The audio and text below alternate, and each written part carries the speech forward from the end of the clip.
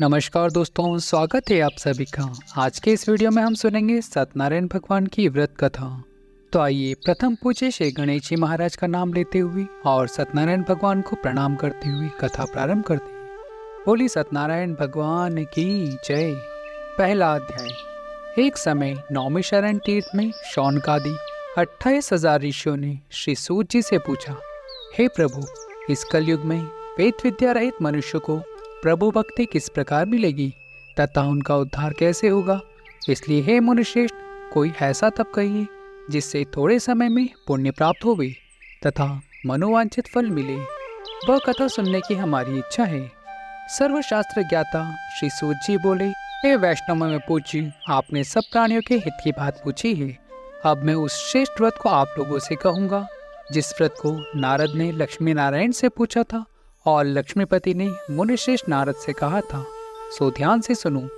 एक समय योगीराज नारद जी दूसरों के हित की इच्छा से अनेक लोकों में घूमते हुए मृत्युलोक में आ पहुँचे।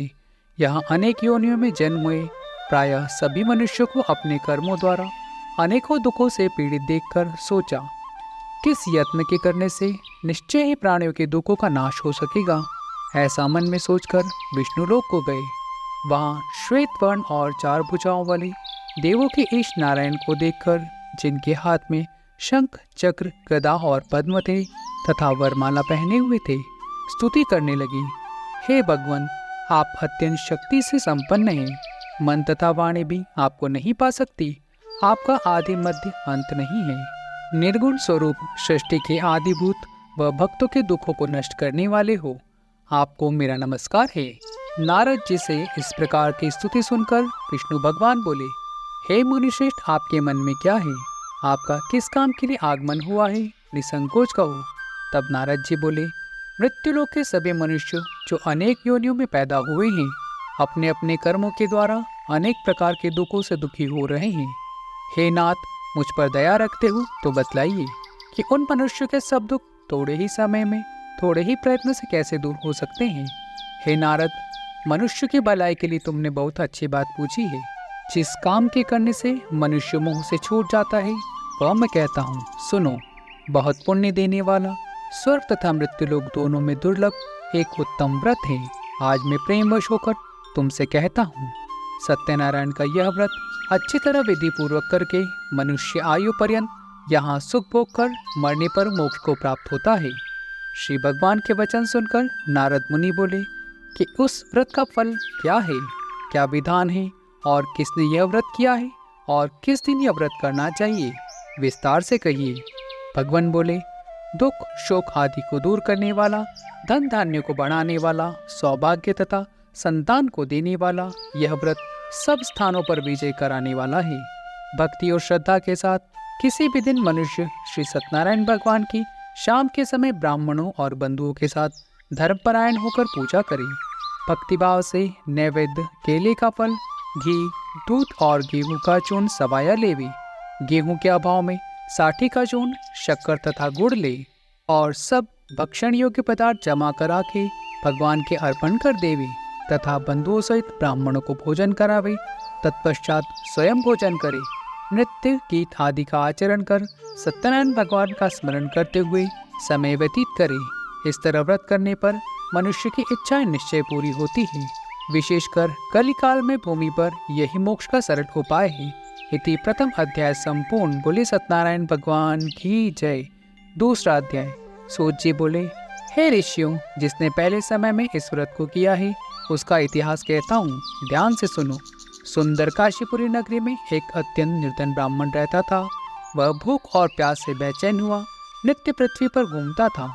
ब्राह्मणों से प्रेम करने वाले भगवान ने ब्राह्मण को दुखी देखकर बूढ़े ब्राह्मण का रूप धर के उसके पास आदर के साथ जाकर पूछा, हे विप्र, नित्य दुखी हुआ पृथ्वी पर क्यों घूमता है? हे श्रेष्ठ ब्राह्मण, यह सब मुझसे कहो, मैं सुनना चाहता हूँ। ब्राह्मण बोला, मैं निर्धन ब्राह्मण हूँ, भिक्षा के लिए पृथ्वी पर फिरता हूँ। हे भगवान, यदि आप उसका उपाय जानते हो तो कृपा करके कहो। वृद्ध ब्राह्मण बोला कि सत्यनारायण भगवान मनोवांछित फल को देने वाले हैं, इसलिए हे ब्राह्मण, तो उनका पूजन कर, जिसके करने से मनुष्य सब दुखों से मुक्त होता है। ब्राह्मण को व्रत का सारा विधान बतलाकर बूढ़े ब्राह्मण का रूप धारण करने वाले सत्यनारायण भगवान अंतर्ध्यान हो गए। जिस व्रत को व्रत ब्राह्मण ने बतलाया है मैं उसको करूंगा, यह निश्चय करने पर उसे रात में नींद भी नहीं आई। सवेरे उठकर सत्यनारायण के व्रत का निश्चय कर भिक्षा लेने के लिए चला। उस दिन उसको भिक्षा में बहुत सा धन मिला, जिससे बंधु बांधवों के साथ उसने सत्यनारायण का व्रत किया। इसके करने से वह ब्राह्मण सब दुखों से छूटकर अनेक प्रकार की संपत्तियों से युक्त हुआ। उस समय से वह ब्राह्मण हर मास व्रत करने लगा। इस तरह सत्यनारायण भगवान के व्रत को जो करेगा वह सब पापों से छूटकर मोक्ष को प्राप्त होगा। आगे जो पृथ्वी पर सत्यनारायण का व्रत करेगा वह मनुष्य सब दुखों से छूट जाएगा। इस तरह नारद जी ने नारायण का कहा हुआ यह व्रत मैंने तुमसे कहा है। हे विप्रो, मैं अब तुमसे और क्या कहूँ। ऋषि बोले, हे मुनीश्वर, संसार में इस ब्राह्मण से सुनकर किस किसने इस व्रत को किया है, हम सब वह सुनना चाहते हैं। इसके लिए हमारे मन में श्रद्धा है। सूत जी बोले, हे मुनियों, जिसने इस व्रत को किया है वह सुनो। एक समय एक ब्राह्मण धन और ऐश्वर्य के अनुसार बंधु बांधवों के साथ व्रत करने को तैयार हुआ। उसी समय एक लकड़ी बेचने वाला बूढ़ा आदमी आया और बाहर लकड़ियों को रखकर ब्राह्मण के मकान में गया। प्यास से दुखी लकड़हारा उनके व्रत को करते देखकर ब्राह्मण को नमस्कार कर कहने लगा, आप यह क्या कर रहे हैं और इसके करने से क्या फल मिलता है, कृपा करके मुझसे कहो। ब्राह्मण ने कहा, सब मनोकामनाओं को पूरा करने वाला यह सत्यनारायण भगवान का व्रत है। इसी की कृपा से मेरे यहाँ धन धान्य आदि की वृद्धि हुई है। ब्राह्मण से इस व्रत के बारे में जानकर लकड़हारा बहुत प्रसन्न हुआ। चरणामृत ले और प्रसाद खाने के बाद वह अपने घर को गया। लकड़हारे ने अपने मन में इस प्रकार का संकल्प किया कि आज ग्राम में बेचने से जो धन मिलेगा उससे सत्यनारायण देव का उत्तम व्रत करूंगा। यह मन में विचार कर वह बूढ़ा आदमी लकड़ियां अपने सिर पर रखकर जिस नगर में धनवान लोग रहते थे वह ऐसे सुंदर नगर में गया। उस रोज वहां पर उसे उन लकड़ियों का दाम पहले दिनों से चौगुना मिला। तब वह बूढ़ा लकड़हारा दाम ले और अति प्रसन्न हो पक्के केले की फली, शक्कर, घी, दूध, दही और गेहूं का चूर्ण इत्यादि सत्यनारायण भगवान के व्रत की वो सामग्रियों को लेकर अपने घर को गया। फिर उसने अपने भाइयों को बुलाकर विधि के साथ भगवान जी का पूजन किया और व्रत किया। इस व्रत के प्रभाव से वह बूढ़ा लकड़हारा धन पुत्र आदि से युक्त हुआ और संसार के समस्त सुखों को भोगकर बैकुंठ को चला गया। इति श्री द्वितीय अध्याय संपूर्ण। सत्यनारायण भगवान की जय। तीसरा अध्याय। सूत जी बोले, हे मुनि श्रेष्ठ, अब आगे की कथा कहता हूँ, सुनो। पहले समय में उल्कामुख नामक एक बुद्धिमान राजा था। वह सत्यवक्ता और जितेंद्र था। प्रतिदिन देवस्थानों पर जाता तथा गरीबों को धन देकर उनके कष्ट दूर करता था। उसकी पत्नी कमल के समान मुख वाली और सती साध्वी थी। भद्रशील नदी के तट पर उन दोनों ने श्री सत्यनारायण भगवान का व्रत किया। उस समय में वहाँ एक साधु वैश्य आया। उसके पास व्यापार के लिए बहुत सा धन था। वह नाव को किनारे पर ठहराकर राजा के पास गया और राजा को व्रत करते हुए देखकर विनय के साथ पूछने लगा, हे राजन, भक्तियुक्त चित्त से आप यह क्या कर रहे हैं? मेरी सुनने की इच्छा है, सो आप मुझसे यह बताइए। राजा बोला, हे साधु, अपने बांधुओं के साथ पुत्रादि की प्राप्ति के लिए महाशक्तिवान सत्यनारायण भगवान का व्रत व पूजन किया जा रहा है। राजा के वचनों को सुनकर साधु आदर से बोला, हे राजन, मुझसे इसका सब विधान कहो। मैं भी आपके कथानुसार इस व्रत को करूँगा। मेरे भी कोई संतान नहीं है और इससे निश्चय ही होगी। राजा से सब विधान सुनकर व्यापार से निवृत्त हो वह आनंद के साथ घर गया। साधु ने अपनी स्त्री से संतान को देने वाले इस व्रत का समाचार सुनाया और कहा कि जब मेरी संतान होगी तब मैं इस व्रत को करूँगा। साधु ने ऐसे वचन अपनी स्त्री लीलावती से कहे। एक दिन उसकी स्त्री लीलावती पति के साथ आनंदित हो सांसारिक धर्म से प्रवृत्त होकर सत्यनारायण भगवान की कृपा से गर्भवती हो गई तथा 10वें महीने में उसके एक सुंदर कन्या का जन्म हुआ। दिनों दिन वह इस तरह बढ़ने लगी जैसे शुक्ल पक्ष का चंद्रमा बढ़ता है। कन्या का नाम कलावती रखा गया। तब लीलावती ने मीठे शब्दों से अपने पति से कहा कि जो आपने संकल्प किया था कि भगवान का व्रत करूंगा, अब आप उसे करिए। साधु बोला, हे प्रिय, इसके विवाह पर करूंगा। इस प्रकार अपनी पत्नी को आश्वासन दे वह नगर को गया। कलावती पितृगृह में वृद्धि को प्राप्त हो गई। साधु ने जब नगर में सखियों के साथ अपनी पुत्री को देखा तो तुरंत दूध बुलाकर कहा कि पुत्री के वास्ते कोई सुयोग्य वर देखकर लाओ। साधु की आज्ञा पाकर दूत कंचन नगर पहुंचा और वहां पर बड़ी खोज और देखभाल कर लड़की के लिए सुयोग्य वणिक पुत्र को ले आया। उस सुयोग्य लड़के को देखकर साधु ने अपने बंधु बांधवों सहित प्रसन्नचित्त होकर अपनी पुत्री का विवाह उसके साथ कर दिया, किंतु दुर्भाग्य से विवाह के समय भी उस व्रत को करना भूल गया। तब श्री भगवान क्रोधित हो गए और श्राप दिया कि तुम्हें दारुण दुख प्राप्त होगा। अपने कार्य में कुशल साधु बनिया जमाता सहित समुद्र स्थित रत्नपुर नगर में गया और वहां दोनों ससुर जमाई चंद्रकेतु राजा के उस नगर में व्यापार करने लगे। एक रोज भगवान सत्यनारायण भगवान की माया से प्रेरित कोई चोर राजा का धन चुराकर भागा जा रहा था, किंतु राजा के दूतों को आता देखकर चोर ने घबराकर भागते हुए राजा के धन को वहीं चुपचाप रख दिया जहां वो ससुर जमाई ठहरे हुए थे। जब दूतों ने उस साधु वैश्य के पास राजा के धन को रखा देखा तो वे दोनों को बांधकर ले गए और प्रसन्नता से दौड़ते हुए राजा के समीप जाकर बोले, यह दो चोर हम पकड़ कर लाए हैं, देखकर आज्ञा दें। तब राजा की आज्ञा से उनको कठोर कारावास में डाल दिया गया और उनका सब धन छीन लिया। सत्यनारायण भगवान के श्राप द्वारा उनकी पत्नी भी घर पर बहुत दुखी हुई और घर पर जो धन रखा था चोर चुरा कर ले गए। शारीरिक व मानसिक पीड़ा तथा भूख से अति दुखित हो अन्न की चिंता में कलावती एक ब्राह्मण के घर गई। वहां उसने सत्यनारायण भगवान का व्रत होते देखा। फिर कथा सुनी तथा प्रसाद ग्रहण कर रात को घर आई। माता ने कलावती से पूछा, हे पुत्री, अब तक कहाँ रही, वह तेरे मन में क्या है? कलावती बोली, हे माता, मैंने एक ब्राह्मण के घर में श्री सत्यनारायण भगवान का व्रत देखा है। कन्या के वचन सुनकर लीलावती भगवान के पूजन की तैयारी करने लगी।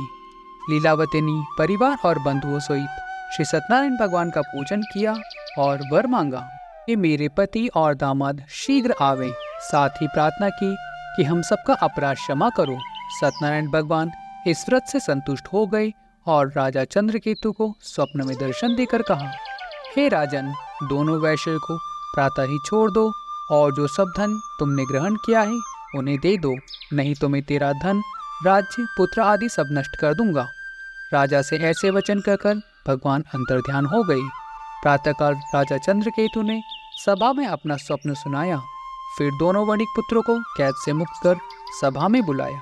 दोनों ने आते ही राजा को नमस्कार किया।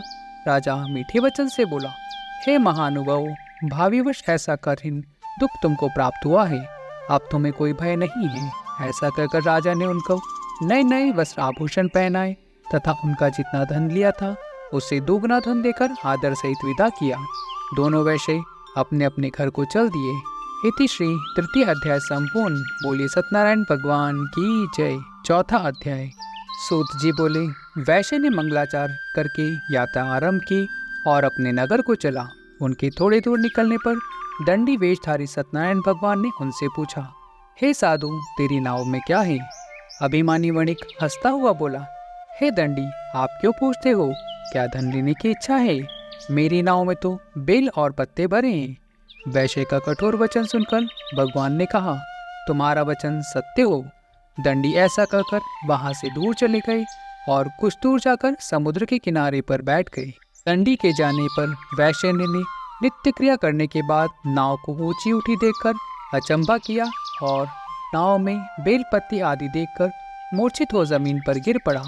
फिर मूर्छा खुलने पर अत्यंत शोक प्रकट करने लगा। तब उसका दामाद बोला कि आप शोक न करें, यह दंडी का श्राप है, अतः उनकी शरण में चलना चाहिए, तभी हमारी मनोकामना पूरी होगी। दामाद के वचन सुन वह दंडी के पास पहुंचा और अत्यंत भक्तिभाव से नमस्कार करके बोला, मैंने जो आपसे असत्य वचन कहे थे उनको क्षमा करो। ऐसा कहकर महान शोकातुर को रोने लगा। तब दंडी भगवान बोले, हे वणिक पुत्र, मेरी आज्ञा से बार बार तुम्हें दुख प्राप्त हुआ है, तो मेरी पूजा से विमुख हुआ था। साधु बोला, हे भगवान, आपकी माया से मोहित ब्रह्मा आदि भी आपके रूप को नहीं जानते, मैं अज्ञानी कैसे जान सकता हूँ? आप प्रसन्न होइए, मैं सामर्थ्य के अनुसार आपकी पूजा करूँगा। मेरी रक्षा करो और पहले के समान नौका में धन भर दो। उसके भक्तियुक्त वचन सुनकर भगवान प्रसन्न हो उसकी इच्छा अनुसार वर देकर अंतर्ध्यान हो गए। तब उन्होंने नाव पर आकर देखा कि नाव धन से परिपूर्ण है।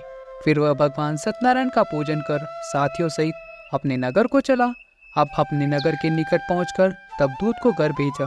दूत ने साधु के घर जाकर उसकी स्त्री को नमस्कार कर कहा कि साधु अपने दामाद सहित नगर के समीप आ गए हैं। ऐसा वचन सुन साधु की स्त्री ने बड़े हर्ष के साथ सत्यदेव का पूजन कर पुत्री से कहा, मैं अपने पति के दर्शन को जाती हूँ, तू कार्य पूर्ण कर शीघ्र आ। माता के ऐसे वचन सुनकर कलावती प्रसाद छोड़कर पति के पास गई। प्रसाद की अवज्ञा के कारण सत्यदेव ने रुष्ट होकर उसके पति को नाव सहित पानी में डुबो दिया। कलावती अपने पति को न देखकर रोती हुई जमीन पर गिर गई।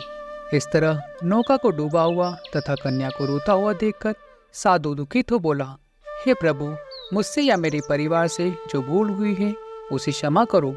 उसके दीन वचन सुनकर सत्यदेव प्रसन्न हो गए और आकाशवाणी हुई, हे साधु, तेरी कन्या मेरे प्रसाद को छोड़कर आई है, इसलिए इसका प्रति अदृश्य हुआ है।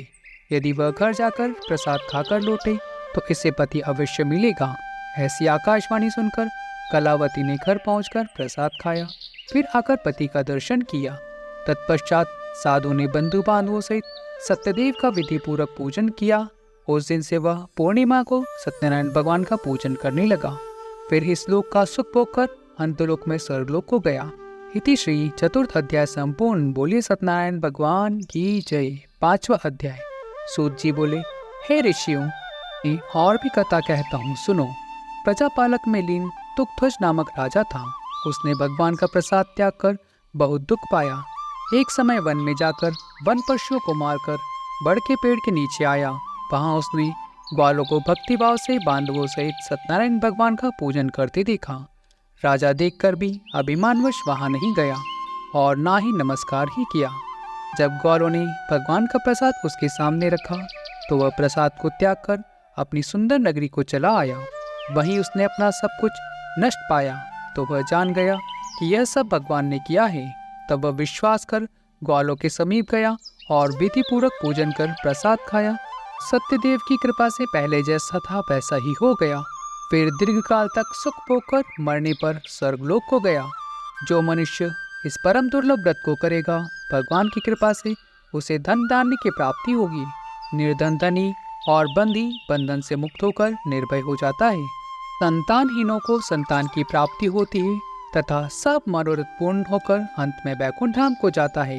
जिन्होंने पहले इस व्रत को किया, अब उनके दूसरे जन्म की कहता हूँ। व्रत शतानंद ब्राह्मण ने सुदामा का जन्म लेकर मोक्ष को पाया।